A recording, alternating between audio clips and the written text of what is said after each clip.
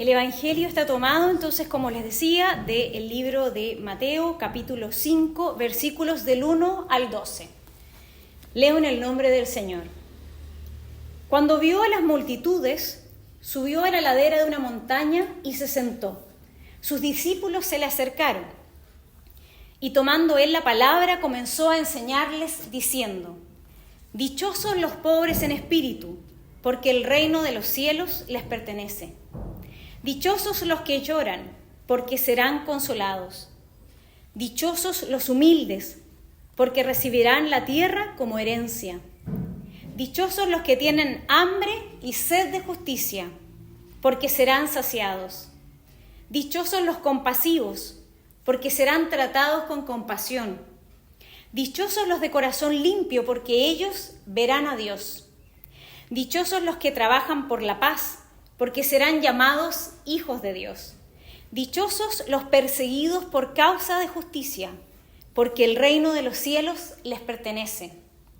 Dichosos serán ustedes cuando por mi causa la gente los insulte, los persiga y levante contra ustedes toda clase de calumnias. Alégrense y llénense de júbilo, porque les espera una gran recompensa en el cielo. Así también prosiguieron a los profetas que los precedieron a ustedes. Palabra de Dios. Amén. Podemos tomar. La gracia de nuestro Señor Jesucristo, el amor de Dios Padre y la comunión del Espíritu Santo estén con todos ustedes. Este domingo es el 21º después de Pentecostés y tiene una gran riqueza, porque hoy quiero invitarlos a conmemorar en este servicio divino 3 cosas distintas. Primero, fue un 31 de octubre de 1517, cuando Martín Lutero, un teólogo, ministro de la Iglesia, hizo público un documento con 95 tesis respecto de la fe cristiana. Entonces, este pasado 31 de octubre se celebró el Día de la Reforma Protestante. La historia cuenta que Lutero clavó estas 95 tesis en la puerta de la iglesia del castillo de Wittenberg, en Alemania, donde él vivía. Y debido a ese hecho, muchos países celebran el día 31 de octubre como el Día de la Iglesia Evangélica.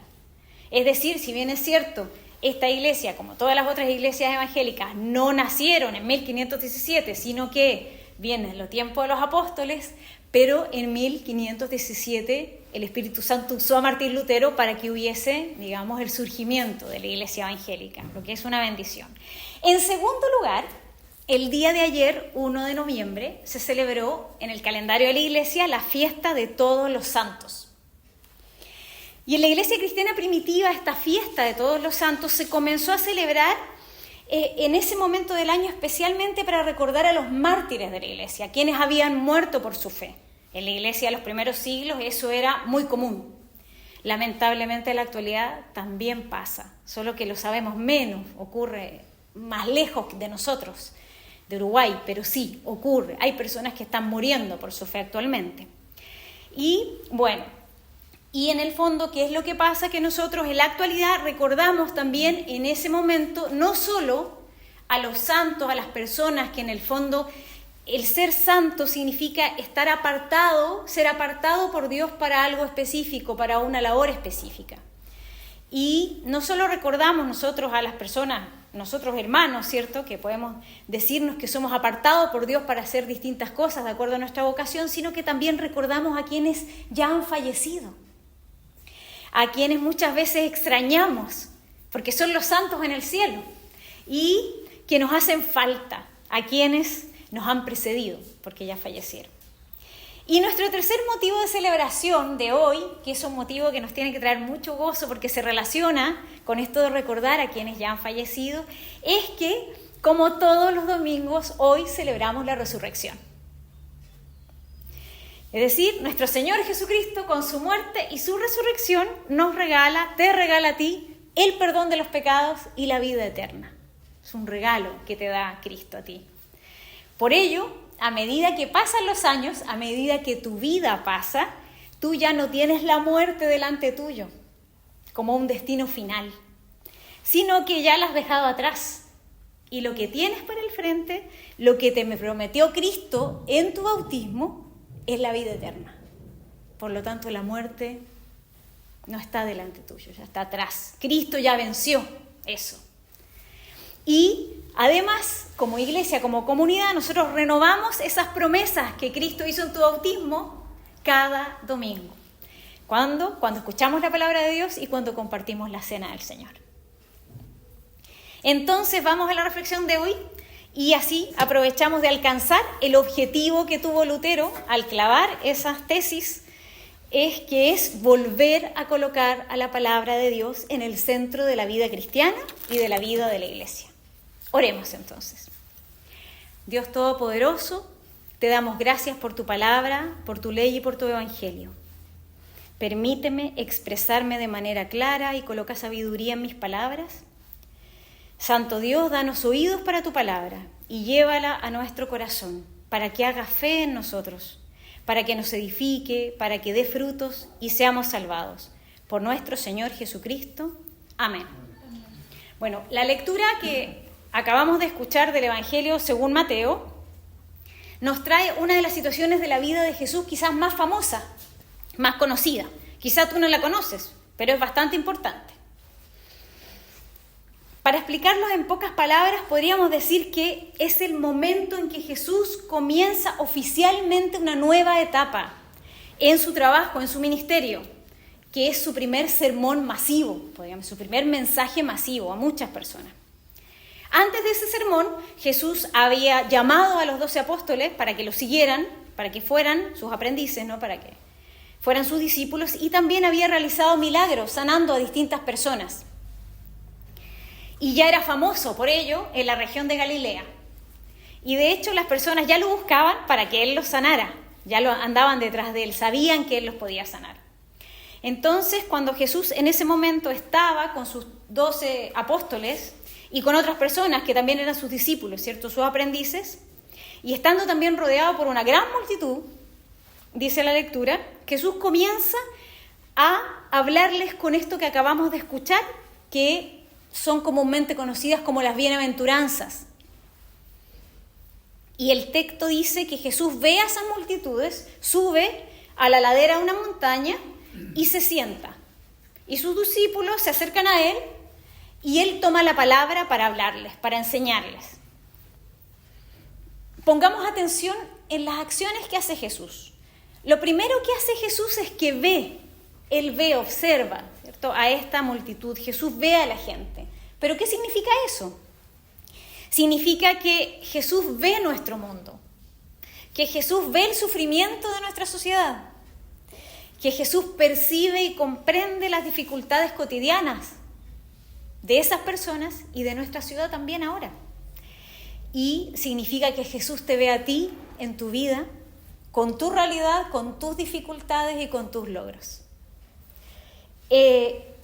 Y luego se sube a esa ladera de la montaña, se sienta para hablar. ¿Y qué es lo primero que dice Jesús? En el griego original, la palabra es Makarios. Makarios, que significa benditos o dichosos. Por eso toda la lectura que escuchamos hoy decía dichosos, comenzaba con dichosos. También puede decir benditos. Hay otras versiones que dicen bienaventurados, pero la traducción más, digamos, acertada es benditos o dichosos. Es decir, cuando Jesús ve a esas personas, a esa multitud, lo primero que les dice es benditos. Y cuando Jesús te ve a ti, la primera palabra que sale de su boca es bendito, bendita. Y eso significa que estás bendecido, que estás bendecida por el amor de Dios. Y por la forma que Jesús prosigue en sus palabras, quiere dejar claro que es Dios quien está extendiendo sus bendiciones y sus bienes a personas con características distintas, específicas. ¿Cómo nos damos cuenta de eso? Porque cuando los discípulos miran desde la ladera, yo me imagino, miraban, también estaban ahí en la ladera, hacia la multitud, ven gente, personas. Sin embargo, cuando Jesús ve, cuando Jesús observa desde la ladera hacia las personas, Él ve a personas individuales con situaciones de vida distintas y específicas. Una y otra vez Jesús ve a esas personas. Algunos están de luto, otros tienen hambre y sed de justicia, algunos están mostrando misericordia y otros están siendo perseguidos. Jesús ve el estado del mundo y de las personas que le rodean. Él no los agrupa a todos en una sola categoría. No dice todos son iguales, no, sino que ve la dolorosa variedad que hay en la vida de esa multitud. Y también ve la variedad dolorosa que hay en nuestra comunidad. Y en medio de toda esa variedad, Él extiende su mano de bendición de Dios para traer su gracia. De esa forma es como Él te ve a ti hoy y te dice bendito, bendita. Y las bendiciones y los bienes de Dios te son regalados, así, a ti, sencillamente. Y para que no se te olvide esa bendición, que continúa incluso hoy, todos los días con nosotros, es porque generalmente los pastores, las pastoras, abrimos nuestros sermones con un saludo que es apostólico y que es una bendición. Decimos la gracia de nuestro Señor Jesucristo, el amor de Dios Padre y la comunión del Espíritu Santo estén con todos ustedes. Y es posible que tú no lo sepas, pero esa palabra es una bendición para ti. Bueno, vamos a la lectura. Entonces, Jesús comienza con el sermón, con estas bienaventuranzas, con estos dichosos, benditos, y dice: dichosos, benditos, los pobres de espíritu, porque el reino de los cielos les pertenece. Y puede parecer una contradicción eso de ser pobre y de estar bendito al mismo tiempo, porque muchas veces cuando hablamos de pobre, nos da la impresión como que algo falta o se carece de algo.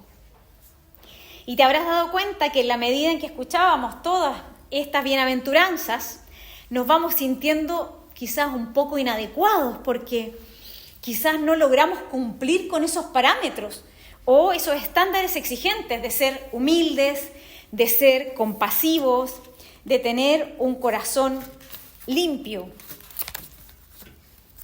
Por eso, en el comienzo Jesús le dice a la multitud: benditos los pobres de espíritu, porque el reino de los cielos les pertenece. Porque los discípulos y los otros que escuchaban son benditos no porque se expresen bien, no por sus habilidades, sino que son benditos porque Jesús lo dice. Y por ello tienen la certeza de que el reino de los cielos les pertenece, porque Jesús lo dice. Y aquí les quiero entregar una información clave para esta lectura. Mis queridos hermanos, mis queridas hermanas, nosotros somos los pobres de espíritu. Nosotros somos quienes realmente tenemos carencias, porque sin esa pobreza no hay espacio para Jesús en nosotros. Y sé que es difícil entender porque muchas veces no te das cuenta que necesitas a Dios y llenas tu vida y tu corazón de muchas cosas para entretenerte, para distraerte, para motivarte, y lo menos que colocas en tu vida y en tu corazón es a Dios. Veamos un ejemplo práctico. Cuando estás enfermo, cuando estás enferma y te das cuenta que estás enfermo, tomas conciencia que necesitas un doctor, un médico, que te cure, que te sane esa enfermedad. Bueno, cuando te das cuenta que eres pobre de espíritu y asumes que tú eres un pecador, que tú eres una pecadora, tomas conciencia que necesitas a un Salvador. Y así dejas que Dios sea Dios, que Jesús sea tu Salvador. Y que el Espíritu Santo te santifique, te haga santo cada día.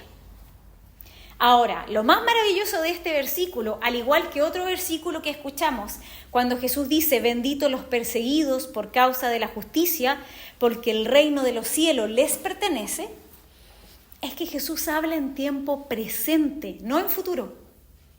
Jesús dice: les pertenece, no dice les pertenecerá mañana, pasado, la próxima semana, el próximo año. No, hoy les pertenece, ahora les pertenece.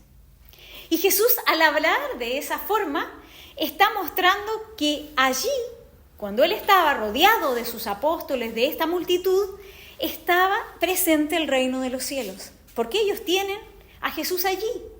De la misma forma que yo se los digo hoy a ustedes, aquí y ahora. Cuando alguno de ustedes o yo, acá reunidos en comunidad, leemos la palabra de Dios, tomamos la cena del Señor, el cuerpo y la sangre de Cristo, Jesús está presente para ti y el reino está aquí para ti. El reino de los cielos para ti y Jesús presente para ti. ¿Y por qué para ti? Porque eres tú un pobre de espíritu, porque tú eres un pecador o una pecadora que necesita ser salvado, que necesita el perdón de Dios para tener una vida nueva en Cristo. Todas las otras bienaventuranzas están escritas en tiempo futuro y quieren recordarte las promesas de Dios para ti. Benditos los que sufren, porque serán consolados. Benditos los humildes, porque recibirán la tierra como herencia. Benditos los que tienen hambre y sed de justicia, porque serán saciados. Benditos los compasivos, porque serán tratados con compasión. Benditos los de corazón limpio, porque ellos verán a Dios. Benditos los que trabajan por la paz, porque serán llamados hijos de Dios. Son las promesas de Dios para ti. La belleza de las bienaventuranzas es la forma en que nuestro variado sufrimiento saca a la luz y nos muestra la naturaleza variada de la gracia de Dios. Para cada momento difícil de la vida y para cada momento alegre, la gracia de Dios está ahí para nosotros. Es fácil malinterpretarlas. Es una tentación nuestra, es una tentación tuya, verlas como si fueran una lista de instrucciones de cosas que tenemos que hacer. Tengo que ser humilde, tengo que ser compasivo, qué sé yo. Pero si nos fijamos, son una lista de las promesas de Jesús. En ellas se puede ver solo un atisbo de la gracia variada del reino de Dios para ti. Porque Dios reina y gobierna sobre todo. Él es quien te ofrece el reino de los cielos. Él trae consuelo, Él concede como herencia la tierra. Él satisface a los que tienen sed y hambre de salvación. Él ofrece misericordia. Él reclama las personas, a todos, como sus hijos. Y Él honra a los perseguidos. De repente, Dios ya no es para ti un ser silencioso, distante, escondido en los cielos. Para ti, Dios es real y es activo y cercano. Él te dará consuelo, Él te proveerá y cuidará de ti. Oremos entonces. Misericordioso Salvador, mantén nuestros oídos, nuestros ojos y todo nuestro ser enfocados en ti y en tus bendiciones, que son nuestras solamente por gracia. Amén.